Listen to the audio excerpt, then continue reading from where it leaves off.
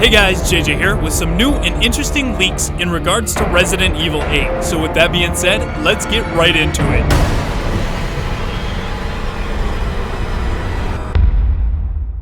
By now, it should be no surprise that aside from the recent Resident Evil remakes, Capcom would want to continue the storyline with Resident Evil 8. It was only a matter of time before the leaks began to emerge, and what has been shared so far has been very interesting to say the least. Before we get into it, it should be noted that as of right now, we've received no official announcement from Capcom that Resident Evil 8 is in development. What I'm about to discuss is all rumors. If true, this could be potential spoilers, so you've been warned. The news comes from our friends over at Biohazard Declassified. They received the information via their tip line. If this information is true, it would likely mean that their assertion that the Capcom testing emails in August were for Resident Evil 8. Here's what they have. Ethan will be returning as a playable character. This makes sense given Ethan's story in Resident Evil 7. It felt like there was more to be told. I personally wasn't a fan of the character, but maybe they'll give him more personality this go around. Next up, Resident Evil 8 was tested last year. If this is true, then that would explain this leak. It will not be called Resident Evil 8, but will have a clever title. This seems surprising to me. Aside from legal reasons, Capcom has always stuck with numbering their main entries in the series. I'm interested to see what this clever title will be. The game will be in first person, like Resident Evil 7. This should be no surprise. Capcom normally sticks to a specific playstyle every 3 games, though I would prefer they went with what we've seen in Resident Evil 2 and the upcoming Resident Evil 3 remake.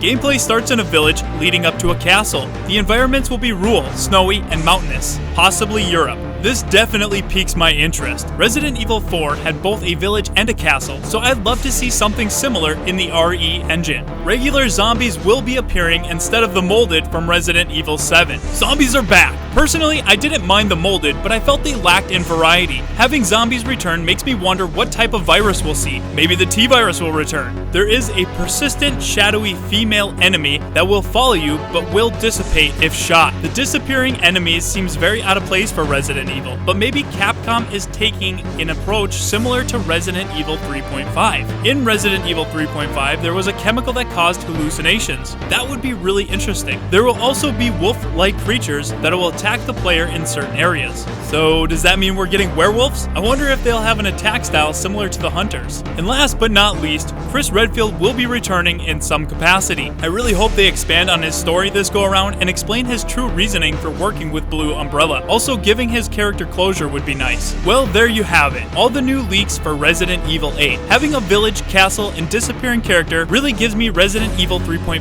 vibes, and I would love if Capcom would explore this idea further. The fact that we're getting zombies back is also very interesting. This information has got me more excited for the future of the series, but I'm curious what your thoughts are. Are you excited to see Chris Redfield return? What do you think about Ethan coming back? How do you feel about enemies that disappear? What do you think about possible werewolves? What do you think of the new setting? Let us know down in the comments and let's talk about it. If you enjoyed this video, please leave a like, and for all the latest Resident Evil news, make sure to subscribe. The Residents of Evil is a Patreon supported channel, so if you'd like to help support the channel and unlock some perks in return, head over to patreon.com/ROE Network. Link will be down in the description. As always, thank you guys so much for watching, and we hope to see you back at the Residents of Evil.